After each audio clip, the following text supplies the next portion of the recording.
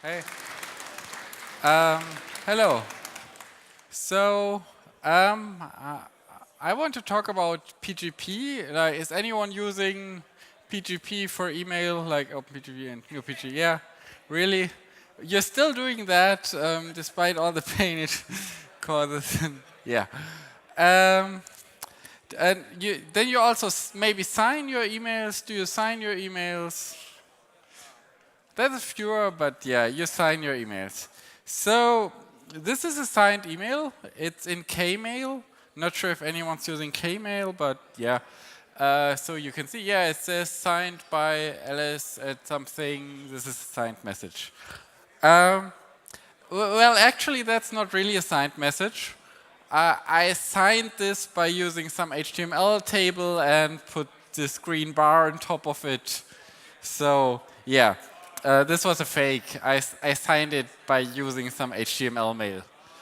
Um, this is the real one. Um, I don't know, can you spot which one is the real? I mean, I can tell you, you cannot. Like, there is a difference. If you do a binary diff on them, you will see there's some slight difference in the font rendering, but there's no humanly visible difference. Okay, but this was in Kmail. Is anyone using Kmail? Yeah, okay. So there's even a user for it. I actually used Kmail around 10 years ago, and then with KDE4 it became so buggy that it was unusable for me. I don't know how you're using it, but yeah. Okay, let's look at Thunderbird, because I think a few more people, anyone using Thunderbird and Enigmail, yeah, that's popular, right? Do you know if this is real? Who thinks it's real? Okay, you don't. Why is not real? Because I showed you the other one earlier, but like...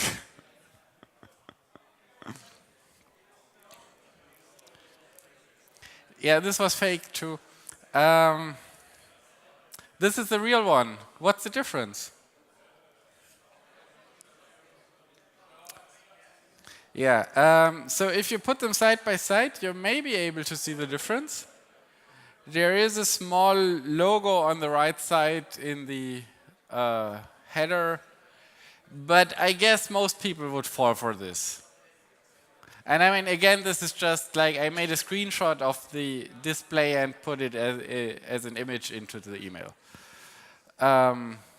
Yeah. This also works with MUT. Like left one there, I mean, MUT just shows this PGP output follows, signature made by blah, blah, blah. I can just put the text of that into the email. Yeah. This is evolution. If you look closely, you will see the right one has a security GPG signed. I cannot fake that, but I think it also looks pretty close. Apple Mail was a bit more interesting. I mean, this is not really a good fake, but still, the interesting thing here was that they show a subject, and you can have new lines in the subject. Or you can also have multiple subjects. It shows it the same way. So you can add this security, but the problem here is that this low icon there, it's not a Unicode character, but it's a special icon. So you have no way of adding that into a header. But still, it looks close enough, I think. Yeah, so the problem here, okay, first of all, HTML mails are bad, but I generally agree to that, but I'm not really sure if that's the core problem here. So ultimately, we're showing a security indicator that is, first of all, optional. We only see it if something happens, and if we have no signature, there's no security indicator, and it's in attacker control space. And that means the attacker can show you the security indicator and fake it. This is how Enigmail fixed this after I reported it to them. So basically, they just put this bar above of the headers, so there you don't control it. I'm not sure if this is a good fix, but at least it's a reasonable first defense against this kind of attack. You may think, like, how is this problem handled elsewhere? Do we have similar situations in other places?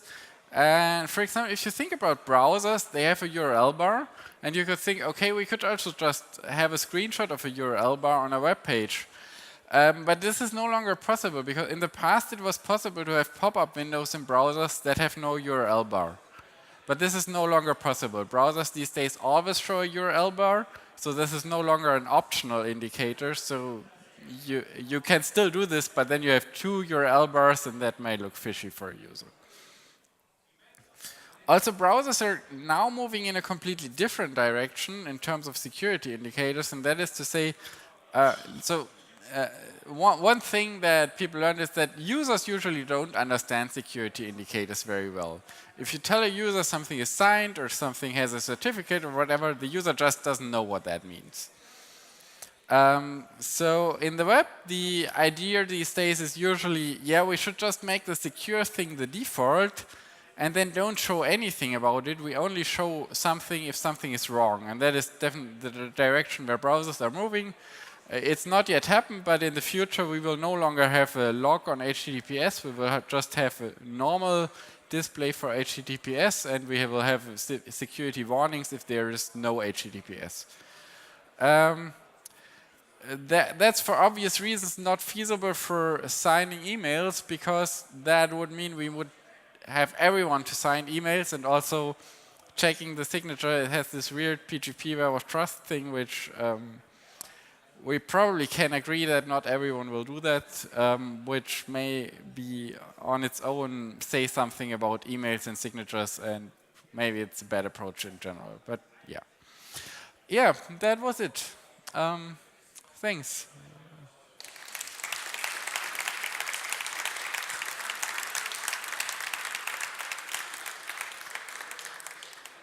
I don't know, are there questions? Yeah.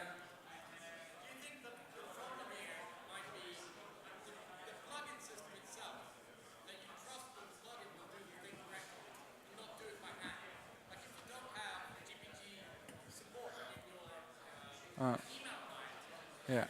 Could you repeat the question for the stream? So the question was if I think that the problem is the plugin system. I don't think so, because like this was a wild mixture of clients that have native PGP supports and plugins. And I mean, the nicest one was Kmail, and that's native support. Like, I mean, you could, maybe there's a situation where you don't have a way to show it differently, but I don't think this has to do with plugins or native support, no.